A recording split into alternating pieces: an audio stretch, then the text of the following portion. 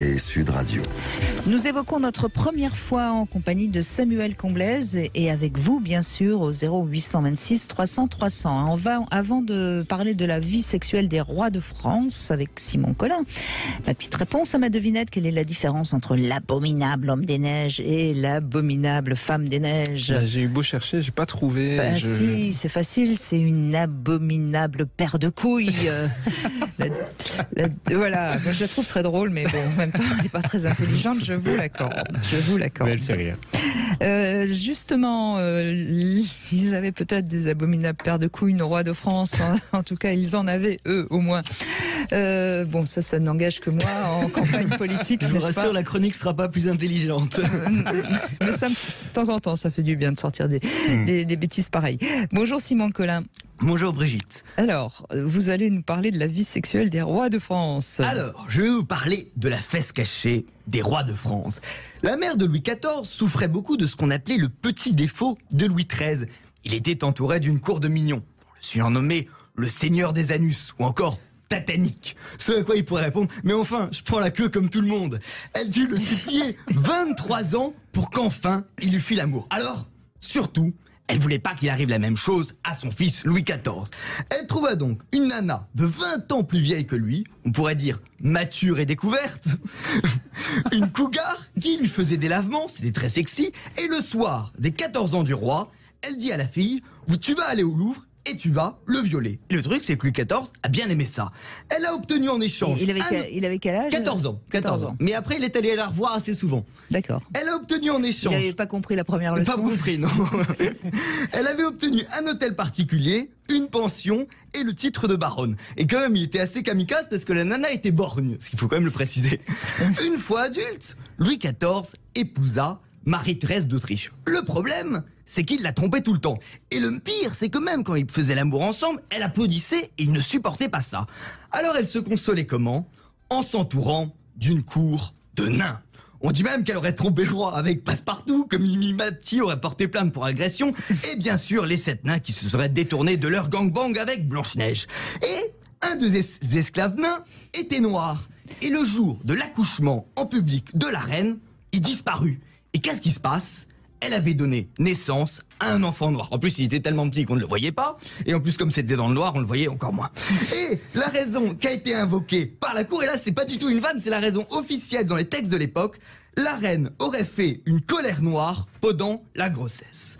Alors, sur Louis XIV... N'empêche que c'est une histoire vraie. Hein. Tout est vrai, mais je ne dis que des choses, je ne dis que des choses vérifiées historiquement, attention.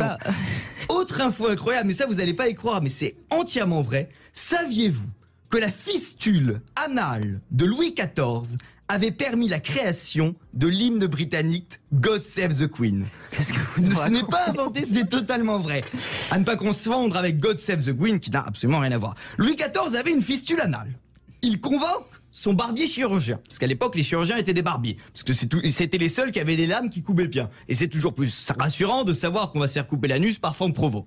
Madame de Maintenon demande à Lully une symphonie pour les 7 heures d'opération en public, pendant que Franck Provost allait découper. Et Handel, de passage à Paris, qui devait composer l'hymne britannique, l'entend. Et il en fait l'hymne britannique. C'est bien que le fondement de l'hymne britannique est le cul du roi. Et là, on pensait parler de fond, on le touche. Alors maintenant, Louis XV. Alors Louis XV, c'est terrible. Louis XV, aujourd'hui, il aurait la place en prison dans la même cellule que Jean-Luc Lahaye. Il était terrifié par les MST, notamment la syphilis, qui a donné Syphilis m'était compté, la chlamydia, qui a donné la célèbre pièce La chlamydia dell'arte, et les morpions, notamment un terrible morpion, un morpion nommé Wanda. Et Louis XV avait tellement peur des MST qu'il ne voulait que des jeunes filles vierges, telles les enfants que Michel fournirait. C'est une blague qui utilise le subjonctif. Non, c'est une blague grammaticale, ça, attention. Il avait, et alors c'était terrible, c'était un peu le Epstein de l'époque. Il avait un réseau de rabatteurs, un harem dans un pavillon près de Paris, et il payait les familles. Donc c'était absolument terrifiant. Et enfin, on va finir par Louis XVI. Alors Louis XVI, c'était terrible parce qu'il ne couchait jamais avec Marie-Antoinette. Il avait ce qu'on appelle un phimosis. Phimosis 4, c'est le pharaon. Et quand il bandait, il avait mal au sissi, comme l'impératrice. Et toute sa vie, d'ailleurs, il espéra qu'on lui coupe le bout du zizi pour finalement se faire couper la tête, ce qui est une assez drôle de fin. Alors, Joseph II frère de Marie-Antoinette, empereur d'Allemagne, vint spécialement en France pour vérifier qu'ils couchent bien ensemble. Il alla dans la chambre de Louis XVI et il disait « Ah, tu vas coucher avec Marie-Antoinette !» Et il fit un rapport extrêmement drôle. Et là, c'est pas du tout une vanne, c'est le texte de l'époque. Alors il fit le rapport, il les a vus en train de coucher dans la chambre. Mais il dit « Louis a des érections fort bien conditionnées. Il introduit le membre, il reste là sans se remuer 2 minutes. Il se retire sans décharger, toujours en bandant, et il souhaite le bonsoir. Alors, mesdames, messieurs, vive le roi, vive la reine, et vive le dauphin flipper. Merci beaucoup, Président. Merci Simon Collin, c'est une façon d'aimer l'histoire de France. Là. Vous reconnaissez que là, ça donne une autre tournure à ce qu'on a appris, oui. N'est-ce pas? On a envie de continuer à découvrir l'histoire de France. Merci Simon Collin. En tout cas, je rappelle que vous êtes également animateur de l'émission Les Clochards Célestes sur la chaîne YouTube avec votre compère Philippe Chevalier. Merci beaucoup. Merci à vous. On retrouve Émilie maintenant. Bonjour Émilie. Bonjour.